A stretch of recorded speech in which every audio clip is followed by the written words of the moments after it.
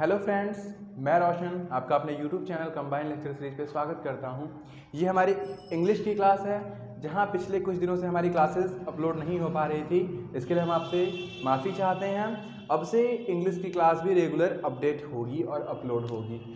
तो पिछली अपनी कुछ क्लासेस में हमने टेंस के बारे में जाना था कि टेंस को पहचानते कैसे हैं, टेंस कितने टाइप्स के होते हैं, उनकी हेल्पिंग वर्ब्स क्या होती है और किस सब्जेक्ट के साथ कौन सी हेल्पिंग वर्ब का यूज़ किया जाता है। आज हम लोग प्रैक्टिस करेंगे टेंस पे।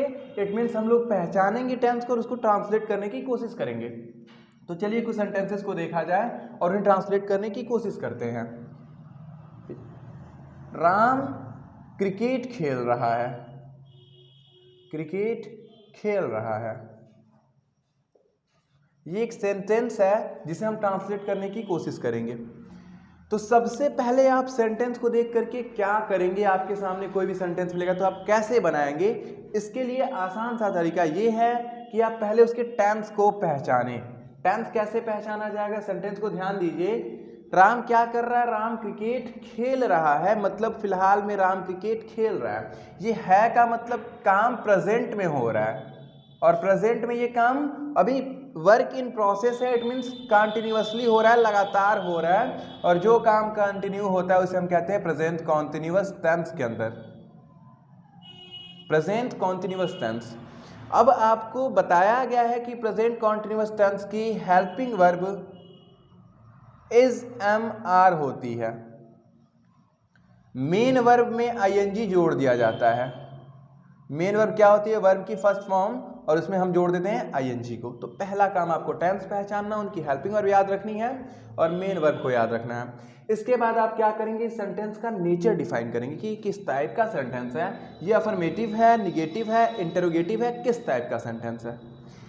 राम क्रिकेट खेल रहा है, यहाँ पे राम के बारे में बताया जा रहा है और पॉजिटिव वे में बताया जा रहा है, और जो सेंटेंस बताने का काम करता है उसको हम असर्टिव सेंटेंस कहते हैं। ये अपनी पिछली क्लास में हमने डिस्कस कर रखा है। तो ये असर्टिव हुआ क्योंकि इसमें नहीं वर्ड नहीं है, तो जब इसमें नहीं शब्द नहीं है तो ये निगेटिव नहीं होगा। ये कौन सा सेंटेंस हो गया, अफर्मेटिव। और अफर्मेटिव का स्ट्रक्चर भी हमने अपनी पिछली क्लासेस में डिस्कस कर रखा है, और वो स्ट्रक्चर है, सबसे पहले हम लिखते हैं सब्जेक्ट को, फिर हम लिखते हैं हेल्पिंग वर्ब को, फिर हम लिखते हैं मेन वर्ब को, और लास्ट में हम लिख देते हैं ऑब्जेक्ट को। क्लियर है। तो चलिए इस स्ट्रक्चर के हिसाब से इसे हम बनाने की कोशिश करेंगे। सबसे पहले हमें लिखना है सब्जेक्ट। सब्जेक्ट कौन होता है, जो काम को करता है। कौन खेल रहा है भाई, राम खेल रहा है, तो राम इज सब्जेक्ट। राम के साथ हेल्पिंग वर्ब यहाँ पे हमें लिखना है, सब्जेक्ट हमने लिख लिया, हेल्पिंग वर्ब लिखनी है। हेल्पिंग वर्ब है इज एम आर। तो किसी नेम के साथ कौन सी हेल्पिंग वर्ब लगती है, इज। पिछली क्लास में डिस्कस किया गया है, तो यहाँ पे मैं लिख देता हूँ राम इज। फिर आती है बात मेन वर्ब की, यहाँ पे काम कौन सा हो रहा है, खेलने का। वर्ब की फर्स्ट फॉर्म प्ले की फर्स्ट फॉर्म प्ले हो जाएगी, लेकिन उसमें आईएनजी जोड़ दिया जाएगा तो बन जाएगा राम इज प्लेइंग। तो राम की स्पेलिंग हो गई, खेलने की होगी, रहा है मतलब इज हो गया, बचा क्या, क्रिकेट, और जो बच गया वो आपका object. Ram is playing cricket. इस टाइप से आप सेंटेंसेस को बना सकते हैं, किसी भी सेंटेंस को आप ट्रांसलेट कर सकते हैं। अगर निगेटिव सेंटेंस होगा तब क्या करेंगे, जैसे मैं यहाँ पे लिख दूं कि राम क्रिकेट नहीं खेल रहा है,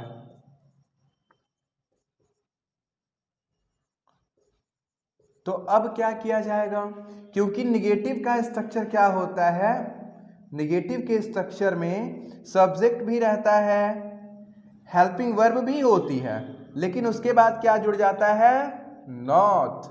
नॉट के बाद मेन वर्ब, और लास्ट में लिख दिया जाता है ऑब्जेक्ट। तो इस रूल से इसे ट्रांसलेट करने की कोशिश की जाए। राम आपका सब्जेक्ट है, हमने लिखा राम, हेल्पिंग वर्ब इज, लेकिन हेल्पिंग वर्ब के बाद क्या लिखना है, नॉट। तो हमने लिखा नॉट। वर्ब की फर्स्ट फॉर्म प्ले में आईएनजी, प्लेइंग, और जो बच गया वो हो गया क्रिकेट। उम्मीद करते हैं आपको चीजें समझ में आ रही होंगी। चलिए कुछ और सेंटेंसेस को ट्रांसलेट करने की कोशिश करते हैं।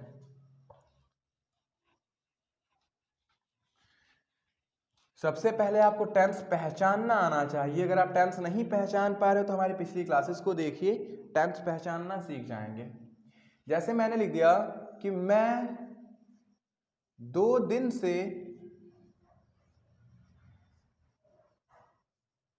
किताब पढ़ रहा हूं, रहा था लिख देता हूं मैं, पढ़ रहा था का मतलब ये पीछे की बीती हुई बात है। इट मीन्स ये टेंस कौन सा हुआ, पास्ट, और पास्ट का कौन सा होता है, सिंपली यहाँ पे काम लगातार तो हो रहा है लेकिन काम के शुरू होने का समय दिया गया, स्टार्टिंग पॉइंट दिया गया है। और स्टार्टिंग पॉइंट कहाँ पे होता है, परफेक्ट कॉन्टिन्यूअस में, क्योंकि 2 दिन से पढ़ रहा था तो कुछ चीजें पढ़ी थी और कुछ चीजें अभी बाकी थी, इसलिए यहाँ पे हाफ परफेक्टनेस होती है, तो पास्ट का परफेक्ट हो गया और कॉन्टिन्यूअसली काम हो रहा था, ये पास्ट का कॉन्टिन्यूअस भी हो गया, पास्ट परफेक्ट कॉन्टिन्यूअस। इसकी हेल्पिंग वर्ब क्या होती है, हैड बीन, वर्ब की फर्स्ट फॉर्म में आईएनजी। ये स्ट्रक्चर कौन सा है ये भी पहचानना होगा। तो यहां भी सिर्फ बताने का काम किया जा रहा है, मैं 2 दिन से किताब पढ़ रहा था। तो ये अफर्मेटिव, वो अफर्मेटिव का स्ट्रक्चर होता है सब्जेक्ट, फिर हेल्पिंग वर्ब, फिर मेन वर्ब और लास्ट में ऑब्जेक्ट। तो इसे बनाने की कोशिश की जाए। सब्जेक्ट कौन होता है, जो काम को करता है, काम कौन कर रहा है, मैं की स्पेलिंग आई, सब्जेक्ट हो गया।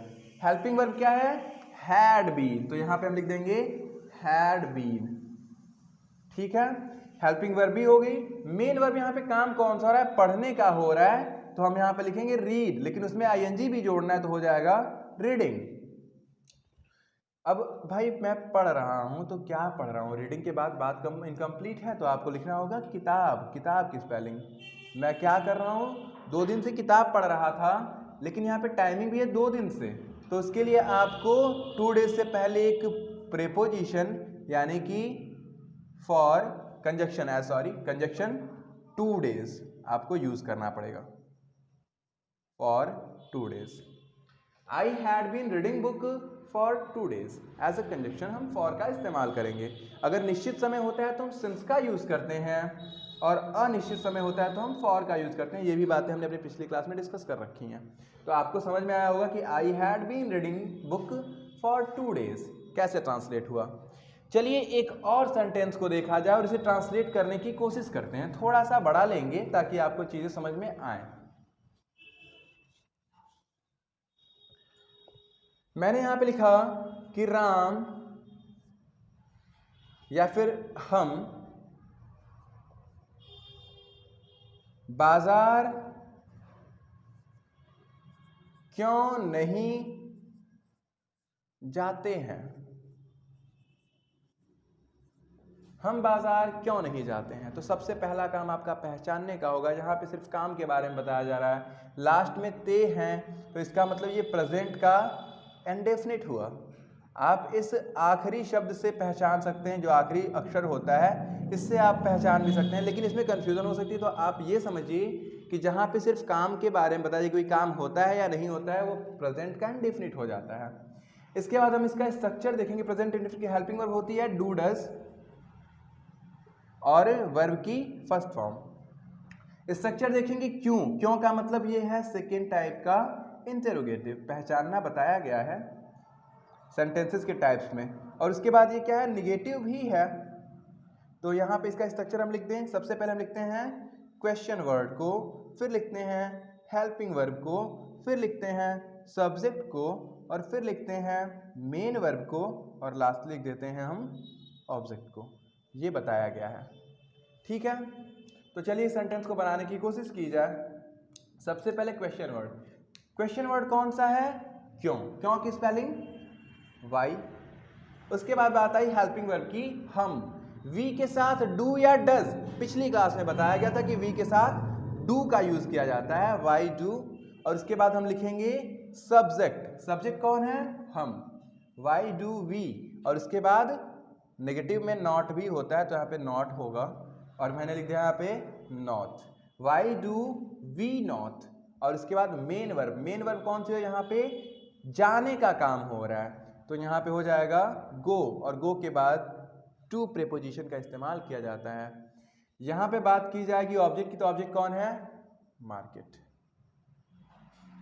Y do we not go to market, तो इस टाइप से आप किसी भी सेंटेंस को आसानी से ट्रांसलेट कर सकते हैं। आपको उसकी हेल्पिंग वर्ब, उसकी वर्ब की फॉर्म और उसको पहचानने आना चाहिए। स्ट्रक्चर याद है तो आप आसानी से किसी भी सेंटेंस को ट्रांसलेट कर सकते हैं और इसमें कोई आपको डाउट नहीं होगा।